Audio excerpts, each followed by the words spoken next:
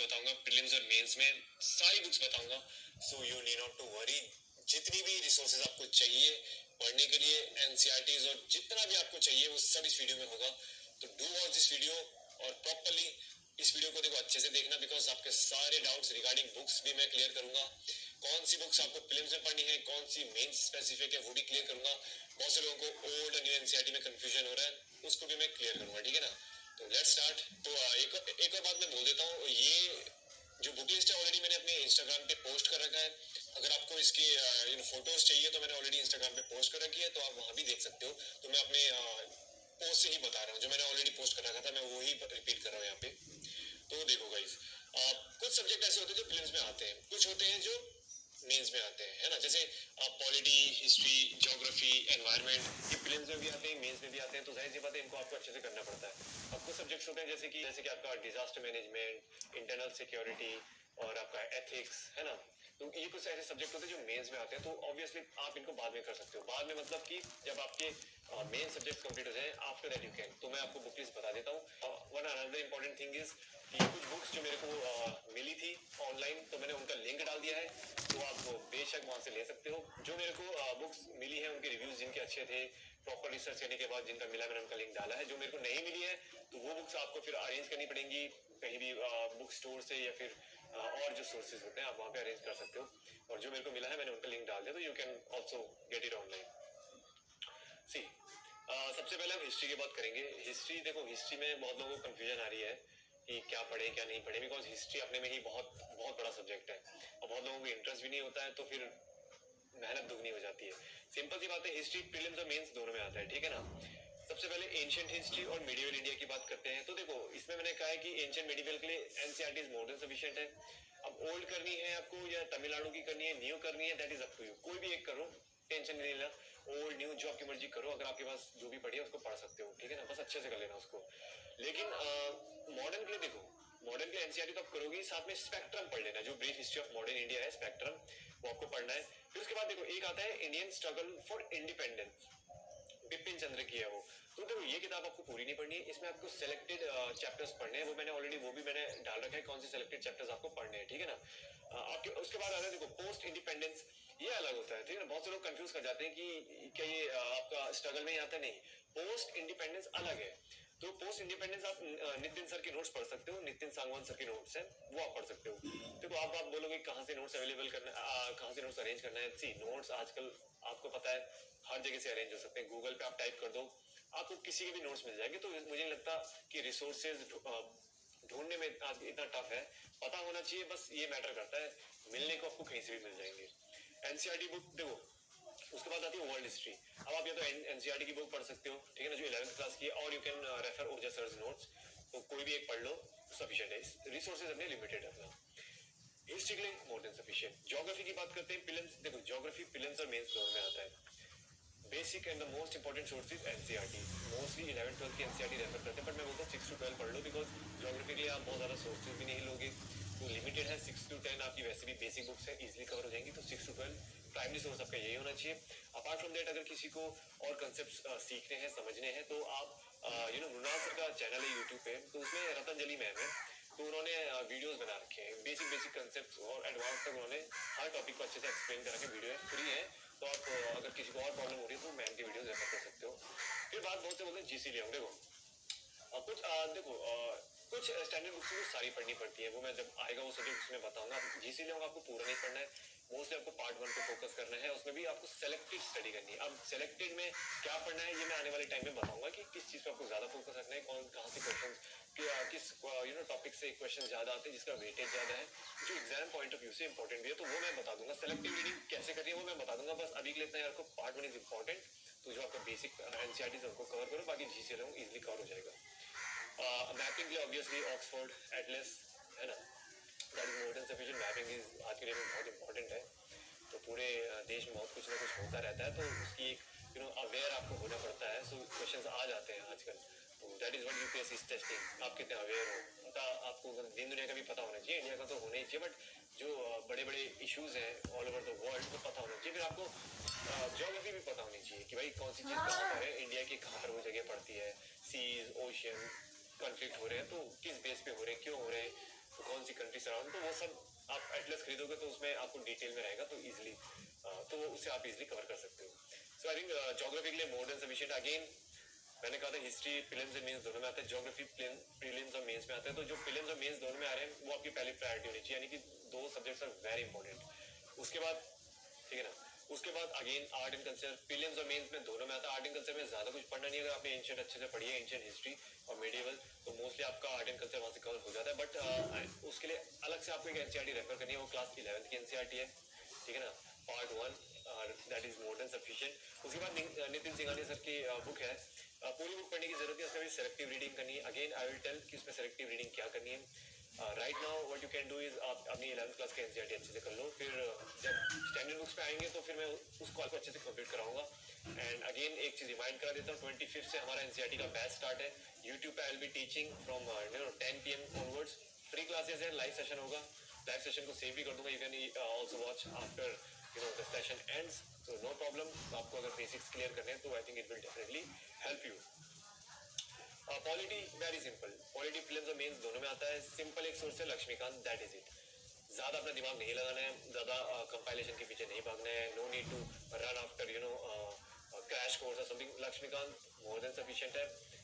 साथ में मैं कहता हूँ 6 to 12 एनसीईआरटीज पढ़ लो, क्योंकि जब 6 to 12 एनसीईआरटीज पढ़ोगे आपकी बेस क्लियर हो जाएगी, फाउंडेशन मजबूत हो जाएगा. तब लक्ष्मीकांत जब पढ़ोगे तो आपको दिक्कत नहीं आएगी समझने में. तो NCERTs and Laxmikanth is more than sufficient for polity, ठीक है ना.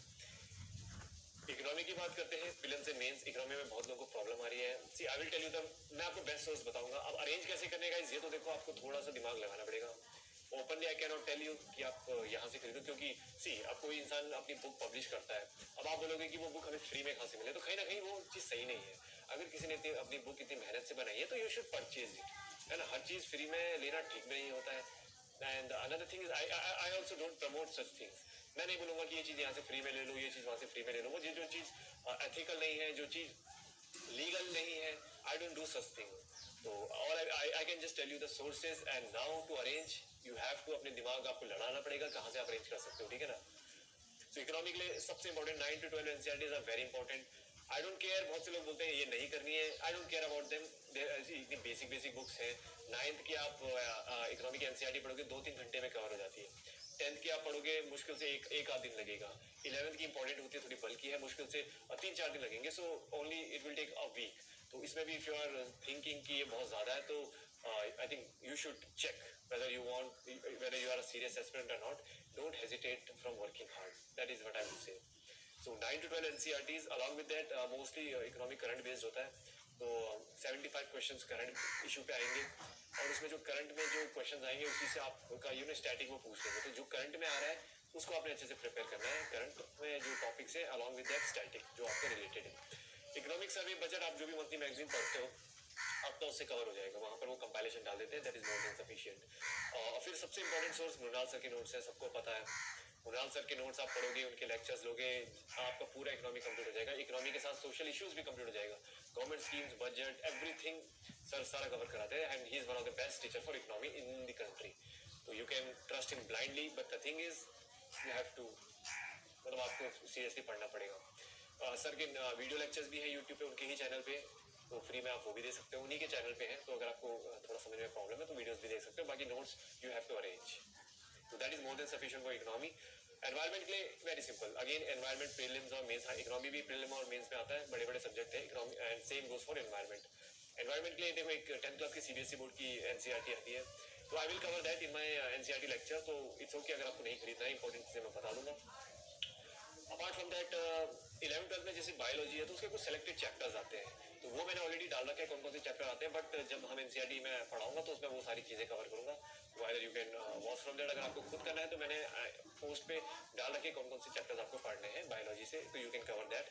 फिर देखो एक आती है जैसे शंकर आईएएस सर की बुक आती है, तो इसमें क्या है कि अगेन इसमें आपको पूरी बुक भी नहीं पढ़नी है, इसमें भी आपको सेलेक्टिव रीडिंग करनी है. एंड सेलेक्टिव में क्या करना है that I will tell when जब हमारा एनसीईआरटी कंप्लीट हो जाएगा. तो आई विल बीच बीच में मैं वीडियो लाता रहूँगा, तो वो सारी चीज़ें वीडियो के थ्रू कवर कर दूंगा. अब बात आती है science and tech. Obviously science and tech आपका प्रीलिम्स और मेंस दोनों में आता है. जो अभी मैं बता रहा हूँ सारे प्रीलिम्स मेंस से काफ़ी इंपॉर्टेंट है. This should be a priority. इसमें बेसिकली अगेन ये भी आपका एनवायरमेंट की तरह है कि इसमें करंट पे क्वेश्चन ज़्यादा आते हैं, ठीक है ना. बेसिक साइंस आपको पढ़ने की जरूरत नहीं है. एनसीईआरटीज बेसिक कंसेप्ट होते हैं एंड वो भी मैं कवर कराऊंगा. तो ज़्यादा साइंस में आपको वेस्ट करने की जरूरत नहीं है, मोस्टली करंट बेस्ड आता है, तो इसको आप एंड में रख सकते हो, यानी कि हिस्ट्री, ज्योग्राफी, पॉलिटी, इकोनॉमी के बाद आप साइंस एंड टेक में टाइम दे सकते हो, बट पहले जो मेजर सब्जेक्ट्स है आप उन पर फोकस करें, ठीक है। वैसे साइंस एंड टेक के लिए एक मैगजीन भी आती है, science reporter, but I don't think so आपको पढ़ने की जरूरत है फॉर मतलब 4-5 क्वेश्चन के लिए वो एक मंथली मैगजीन पढ़ने की जरूरत नहीं है, बट अगर कोई है कि नहीं इंटरेस्ट है मुझे पढ़ना ही पढ़ना है, तब आप साइंस रिपोर्टर मैगजीन फॉलो कर सकते हो, otherwise it is not needed. अब बात करते हैं मेंस के टॉपिक्स की, ठीक है ना। ये सारे जो थे प्रीलिम्स और मेंस दोनों में आ रहे थे, अब कुछ ऐसे टॉपिक्स हैं जो सिर्फ मेंस में आते हैं, तो इनको आपको बाद में करना है, यानी कि जब प्रीलिम्स और मेंस वाले आपके पहले हो जाएंगे then you have to do जो मेंस में आ रहे हैं, ठीक है ना। तो जैसे इसमें मोस्टली जैसे कि सोशल इश्यूज की बात करते हैं, जैसे करंट अफेयर्स, ठीक है, सोशल इश्यूज की बात करते हैं, जैसे जो सिर्फ मेंस में आता है, जैसे कि government policies, intervention, welfare schemes, body constituted for vulnerable section, social sector, services related to health, education, human resources and issues related to poverty and hunger.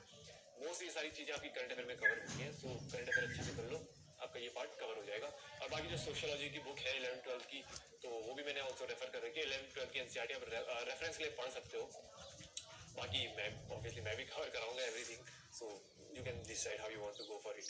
Disaster management again mains में आता है, इसमें क्या देखो बहुत से लोग होते हैं ना एआरसी रिपोर्ट, तो एआरसी रिपोर्ट में कुछ हर सब्जेक्ट के लिए अलग अलग आपके चैप्टर्स होते हैं जिसपे आपको स्पेशली फोकस करना पड़ता है, जैसे कि डिजास्टर मैनेजमेंट के लिए आप सेकंड एआरसी की थर्ड रिपोर्ट है, तो उसमें आपको पढ़ना है, जैसे क्राइसिस मैनेजमेंट है नाम, और जो एनडीए में गाइडलाइंस है, तो बेसिकली पता चल जाता है गाइडलाइंस इंपॉर्टेंट होती है, तो उसको आप पढ़ सकते हो, ठीक है ना, ज्यादा कुछ और नहीं है इसमें पढ़ने के।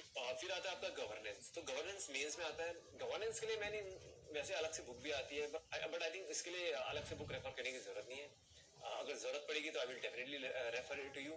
बाकी जो इसकी जो देखो जो सेकंड एआरसी रिपोर्ट है उसमें 1, 4, 9, 10, 11, 12 जो चैप्टर्स हैं, तो आप उन पे फोकस कर सकते हो, ठीक है।